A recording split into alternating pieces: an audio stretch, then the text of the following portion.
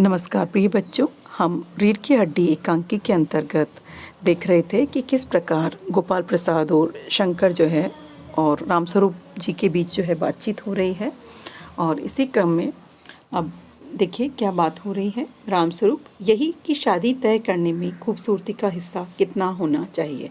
खूबसूरती की बात हो रही है, खूबसूरती से जुड़ा टैक्स सरकार को लगाना चाहिए, ऐसा वो लोग बात कर रहे हैं। और गोपाल प्रसाद के पुत्र शंकर से रामस्वरूप यही जानना चाह रहे हैं कि वो क्या समझते हैं। गोपाल प्रसाद बीच में ही यह बात दूसरी है। बाबू रामस्वरूप, मैंने आपसे पहले ही कहा था लड़की का खूबसूरत होना निहायत ज़रूरी है।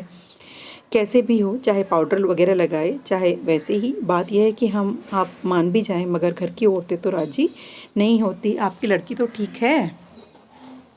रामस्वरूप, जी हाँ, वह तो आप देख लीजिएगा।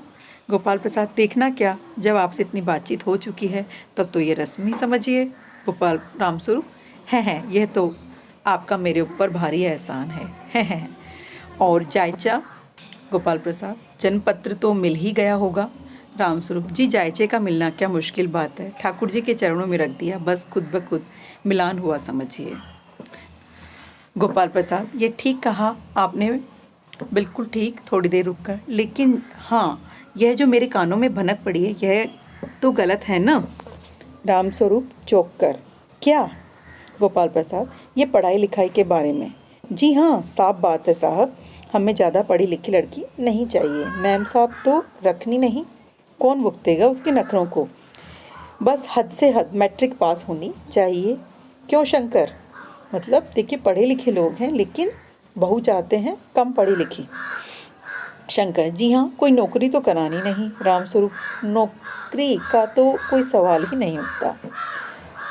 गोपाल प्रसाद, तो क्या साहब, देखिए कुछ लोग मुझसे कहते हैं कि जब आपने अपने लड़के को BA MA तक पढ़ाया है तब उनकी बहुएं भी ग्रेजुएट लीजिए।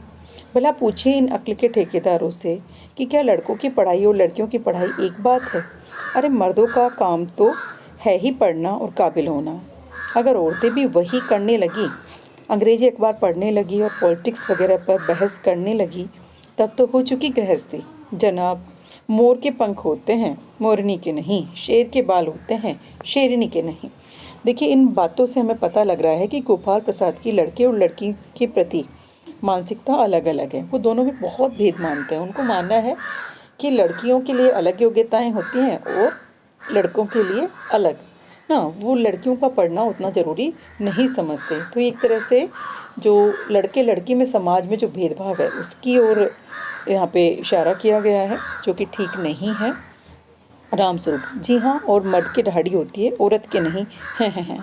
रामस्वरूप की मजबूरी है, इसलिए वह भी जो है शंकर और गोपाल प्रसाद की बातों में या उनकी हाँ में हाँ मिला रहे हैं, जबकि स्वयं वे उमा के पिता हैं और उन्होंने उमा को जिद करके आगे भी पढ़ाया है। लेकिन एक लड़की के पिता की व्यथा यही होती है कि उनकी लड़की एक अच्छे घर में शादी होके जाए, तो इसलिए वे उसकी योग्यता को छिपा रहे हैं, उसकी अधिक पढ़ाई लिखाई को भी जो है सामने नहीं लाना चाह रहे हैं।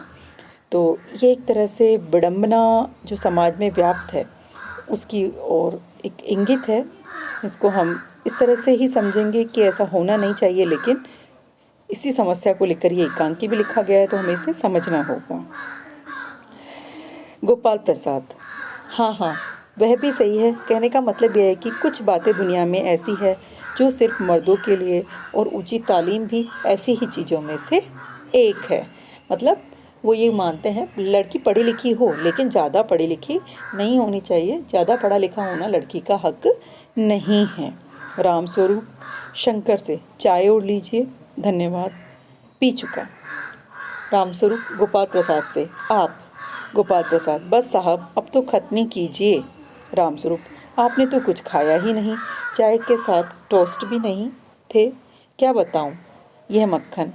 गोपाल प्रसाद, नाश्ता ही तो करना था साहब, कोई पेट तो भरना था नहीं, और फिर टोस्ट वोस्ट में खाता भी नहीं। रामस्वरूप, है मेज को एक तरफ सरका देते हैं, फिर अंदर से दरवाजे की तरफ मुंह का जरा जोड़ के, अरे जरा पान भिजवा देना, सिगरेट मंगवाऊं। हाँ, कहने का मतलब जो सामान्य आतिथ्य होता है वैसा ही यहाँ भी चल रहा है, और इसी के द्वारा हमें सबकी मानसिकता का भी पता लग रहा है, जो सामान्य वार्तालाप से, कि गोपाल प्रसाद शंकर की मानसिकता किस प्रकार की है। और रामस्वरूप भी उनकी हाँ में हाँ मिला रहे हैं। वो चाहते हैं कि उमा का विवाह जो है वो शंकर से हो जाए, वो एक अच्छे घर में जो है विवाह होके चली जाए। ऐसी एक पिता की जो आकांक्षा होती है, उसी से रामस्वरूप भी जो है अछूते नहीं हैं।